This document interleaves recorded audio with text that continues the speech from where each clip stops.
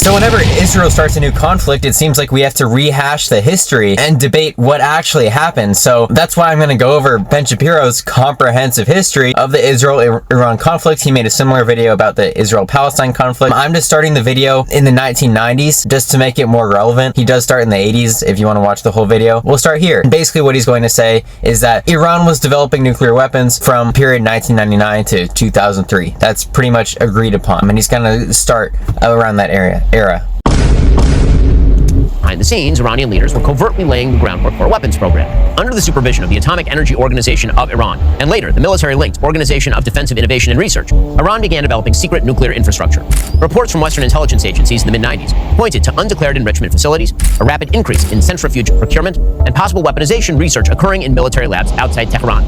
The Iranian regime relied on an international black market to obtain the sensitive technology they needed for proliferation. Through ties with Pakistani nuclear scientists, Iran acquired designs for a centrifuge and its component parts. Naturally, North Korea and Russia, strategic opponents of the United States, also provided technicians who offered know-how and reactor components. The Iranian regime's strategy was simple: distribute the program across multiple hidden sites and bury it, literally, under mountains. The most significant of the nuclear facilities is Natanz, the primary uranium enrichment center, camouflaged. This is all true, and we're going to get to parts that I think he gets completely wrong, but this was all proven by documents that the Mossad found in 2018. Iran absolutely was trying to develop nuclear weapons, or achieve what's called nuclear latency, where they have the ability to construct a nuclear weapon, which is kind of 2 steps removed from the whole like defensive nuclear arsenal theory that North Korea kind of subscribes to. But the program ended definitively in 2003, and I think we're going to get to that. That's where most of the false history is going to come in. Reinforced concrete and steel. But the regime also built a site in Arak, where a heavy water plant was capable of producing plutonium, and later also in Fordo, a deeply buried complex that would be allegedly immune from airstrikes.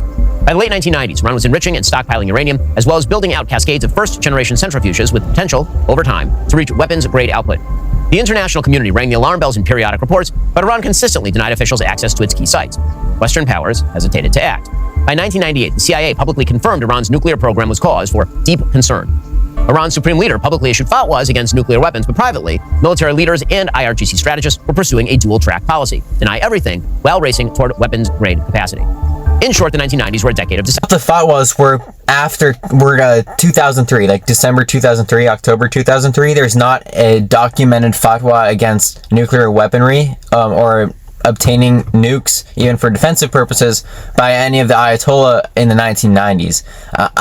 I've never seen one. They did issue one in 2003, and that kind of coincided with the definitive end of their nuclear weapons program. For Iran. Iran played the long game, and the world, perhaps distracted by post-Cold War optimism, mostly let them. By the mid-2000s, the Islamic Republic of Iran had transformed its foreign policy into a full-fledged doctrine of proxy warfare. Fearing direct confrontation with Israel or the West, Iran equipped vanguard militias like Hezbollah in Lebanon. In July 2006, Hezbollah launched a 34-day war with Israel by ambushing a patrol near the Lebanese border, killing 3 soldiers and capturing 2 others. The provocation was not spontaneous. It had been planned with the direct coordination of IRGC and facilitated through a web of meetings with Syrian and Lebanese leadership. One of those meetings reportedly took place in Damascus, where senior Iranian officials, including commanders of the Quds Force, the IRGC's elite unit, met with Hezbollah's Hassan Nasrallah and Syrian President Bashar al-Assad. Their goal, to solidify the so-called axis of resistance against Israel and the United States. Iran supplied not only the hardware, but also the training, funding, and ideological guidance. Qasem Soleimani, who would later become infamous for orchestrating attacks across the region, was by this time already deeply involved in strategizing Hezbollah's war plan. Israel responded with massive air campaign and ground incursion into southern Lebanon, targeting launch sites. Yes, that's another theme. So Iran does support these terror proxies. Think the Houthis, Hamas, Hezbollah, Assad to an extent, but they do not in any way completely ideologically agree with them. For example, the Houthis do not let any Jews in their government. They will persecute a Jew if you live in Yemen. They will probably torture and kill any person of the Jewish religion that they find. Iran, however, has Jews protected as a religious minority in their constitution. They have a reserved spot in their parliament for Jews. So they are trying to influence anti-Israel sentiment in the broader Middle East, because Iran's whole fantasy is being the leader of the Arab world. And they feel that the Israel issue is something that they can get all the Arab countries to unite behind. And that's why they focus on it, almost to their detriment. Their people are kind of tired of it. They're like, why are you sending money to these anti-Israel proxies when you could be spending it on like social welfare or something? So that's kind of the social dynamic there. Yeah, Iran does not control these proxies. They do not control their every move. They do not control all of their politics. They're just broadly supporting anti-Israel, and to some extent, for good reason, because they do commit human rights abuses, break international law consistently, and there is a reason to dislike Israel. I don't like the way Iran does it. I think they engage too much in terrorism, and they abet too much terrorism, but it's not just, we want to kill the Jews. That's a way oversimplification.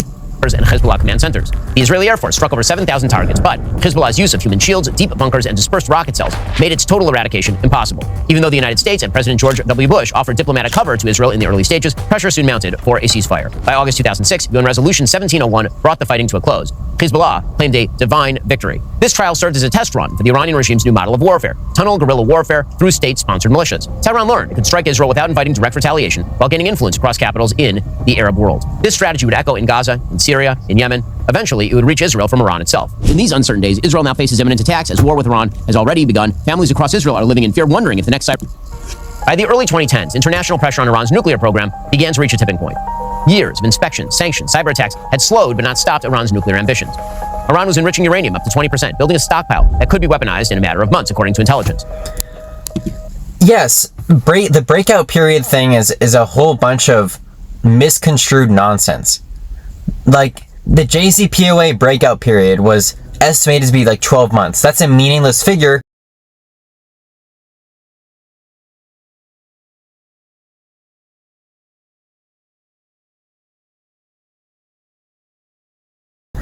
Because it would take 12 months for them to theoretically get the 90% enriched uranium, and then they'd have to construct the warhead. And without a nuclear weapons program, they cannot do that. They only had enrichment programs. So 20% enrichment is completely fine for civilian use. Now, they've been enriching up to 60% since Trump ripped up the JCPOA, which I believe is an attempt to achieve nuclear latency as some kind of deterrent, which has obviously failed.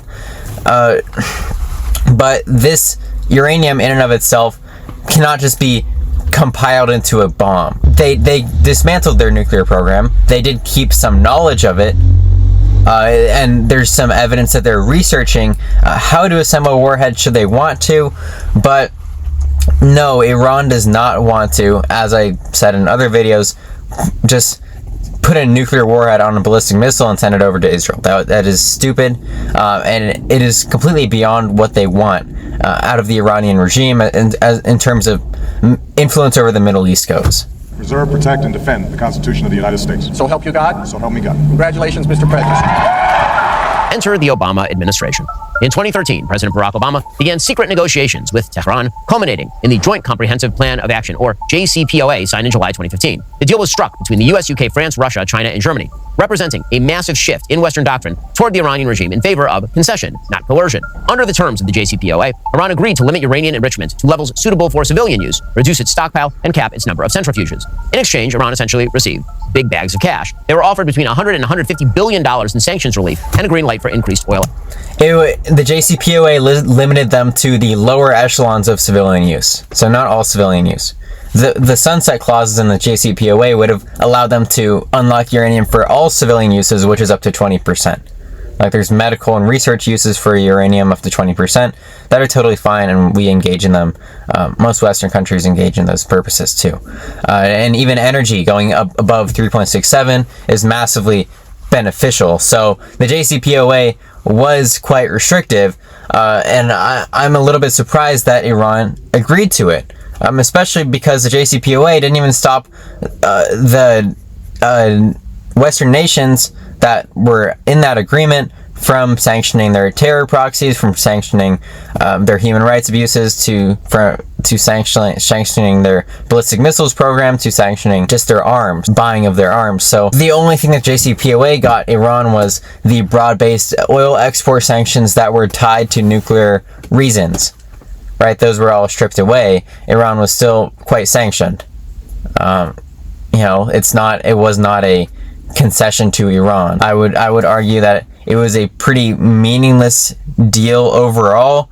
Meaningful deal if you really think that Iran was going to take that 20% uranium and break that out into a nuclear weapon.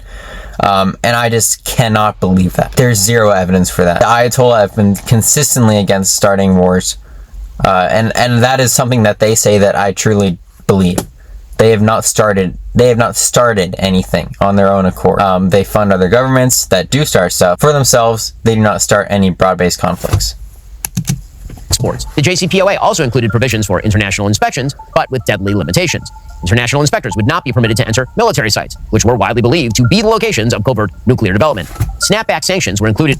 Not really. I mean, there was a thing in the JCPOA that allowed them to inspect military sites, but it did require Iranian consent, and if Iranians did not give consent, then there was a whole process through which the UN Security Council would, if they got like 5 votes or something, would allow the IAEA to investigate military sites if they had a reason to do so. And there's zero evidence that they ever used those military sites to covertly develop a bomb. And that would be really hard because all of their nuclear sites were surveilled by the IAEA, so they'd have to build up a completely new infrastructure. So it would just be really, really hard for something that they have no reason to do, really. That's part of the reason I think they accepted the JCPOA, even though it didn't really give them that much. Is like, I don't think that they wanted to actually build a nuclear weapon. I think that they wanted to keep it on the table as an idea that the West would absorb, that they could build a nuclear weapon, but I don't think they actually wanted one. They certainly did not want to use one. In theory, but proved politically unworkable in practice. The JCPOA also provided zero limits on Iranian use of funds for terrorism and ballistic missile development, and the JCPOA allowed Iran to pursue. That is, what he's saying is technically true, but it's in the broad strokes, it's false. Like, the JCPOA did not block nations from putting heavy sanctions on Iranian ballistic missile programs and on their terror proxies and human rights abuses, as I said. So it did not let them go wild with that stuff. It strictly focused in on the nuclear sanctions that countries had put on Iran for enriching uranium. That's what it focused on. If it got too broad and went beyond that, Iran would have never agreed to it. So if we value Iran keeping their enrichment low, then it did its job, right? It did its job, and there's no evidence that they actually enriched in those covert sites. All of their enrichment came after JCPOA was ended. Nuclear program without limitation beyond its 10-year timeline, which would have expired this year. Israeli Prime Minister Benjamin Netanyahu famously addressed a joint session of Congress in March 2015 to oppose the deal, warning, quote, "This deal will not change Iran for the better. It will only change the Middle East for the worse." He was right. Emboldened by newfound legitimacy, flush with cash, the Iranian regime doubled down on its regional terror war. Hezbollah expanded and deployed fighters to Syria. Hamas enjoyed renewed funding and dug tunnels beneath Gaza. The Houthis launched drone and missile attacks against Saudi Arabia. By 2017, signatories were quietly acknowledging that Iran was testing the boundaries of the deal, if not... I mean, it's true. Hamas did not wait until 2015 to start building their tunnels. They got tons of funding elsewhere. Iran does not pull every lever of Hamas. Hamas has tons of stakeholders. But yeah, that's mostly true. They did use that cash to influence their proxies around the world, around the Middle East. That's absolutely true. Outright violating it. The JCPOA, as President Donald Trump said, was a disaster. It may have postponed Iran's direct confrontation with Israel, but guaranteed it would come later and under more deadly circumstances.